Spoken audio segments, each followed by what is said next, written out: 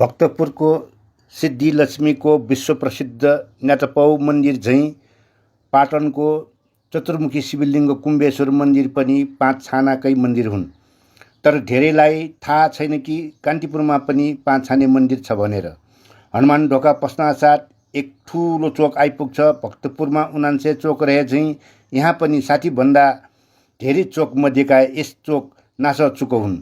यहाँ नेवाहरूलाई नेवा हुन् भनी चिनाउने मात्र दुनियाँका एकमात्र सम्पूर्ण नेवाहरूको नितान्त मौलिक आराध्य देव नासदेव रहेका छन्।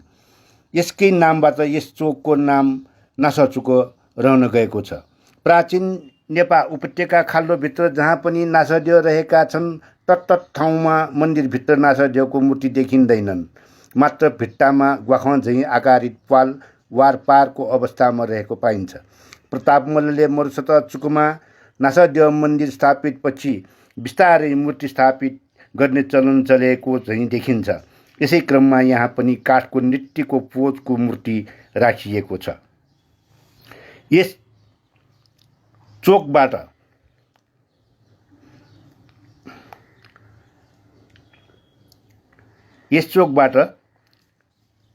कान्तिपुरमा रहेको एक मात्र 5 छाने मन्दिर यस चोकबाट सबैभन्दा नजिकबाट देख्न सकिन्छ। यो चोक राज्यारोहण राज्याभिषेकको बेला राजाहरूले यहाँ रहेको दबुमा मल्लकालिक सिंहासनमा बसी समारोह सम्पन्न गर्ने चलन मल्लकालदेखिको हुन्।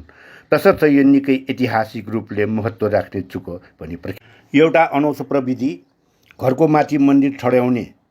यो पनि नेवारहरूकै मौलिक भवन निर्माण प्रविधि भन्न सकिन्छ। यो भक्तपुरमा देखिएको छैन। सायद प्राकृतिक विपत्तिका बाद यसलाई पुनर्जीवित पार्न नसकेको यसको कारण हुन सक्छ। घरमाथि 5 छाने मन्दिर एक प्रकारको त विशेषता भइहाल्यो। अर्को यो पञ्चमुखी हनुमान मन्दिरले चिनिने यस मन्दिरको छानो 5वटै छत्र झैँ गोलै बनाई छाइएको छ। अर्को यसको स्ट्रक्चर पनि गोलै छन्। हामीले मध्यपश्चिमतिरका गाउँघरमा झैँ देखिने गोल घर झैँ बनाइएको छ। गोलो संरचना हामीले देखेका या त इनार हुन्, अर्को यही गोल घर। यस्तै किसिमको डिजाइनमा बनेको छ यो पञ्चमुखी हनुमान मन्दिर। यस प्रकारको मन्दिर मात्र यही हनुमान ढोकामा मात्रै रहेको छ। यो विशेष किसिमको पञ्चमुखी हनुमान मन्दिरलाई सोकुमी तपाईँहरूलाई यसको सुन्दरताको महसुस गराउन नागपुखु र अन्यत्रबाट चारै दिशा कोणबाट भिडियो खिची देखाउन गइरहेको छु। एक बखत सिङ्गो नेपाल 3 राज्यमा विभाजित हुन जाँदा त्यस्ताका मल्ल राजाहरूमा सैनिक बलमा ह्रास त जरुर हुन पुगेका थिए, तर कला संस्कृति सम्पदाको भने अपार वृद्धि हुन पुगेका थिए। मल्ल राजा दाजुभाइहरूमा एकले बनाएको सम्पदा अरूले पनि दुरुस्तै उस्तै बनाउने त्यसबेला उनीहरूमा एक आपसमा होडबाजी नै चलेका थिए। जसस्वरूप आज 3 राज्य खोप यही उस्तै देखिएको छ, फोटोकपी चाहिँ। यो पञ्चमुखी हनुमान मन्दिर पनि यसै होडबाजीको नतिजा हुन् यो भन्न करै लाग्छ।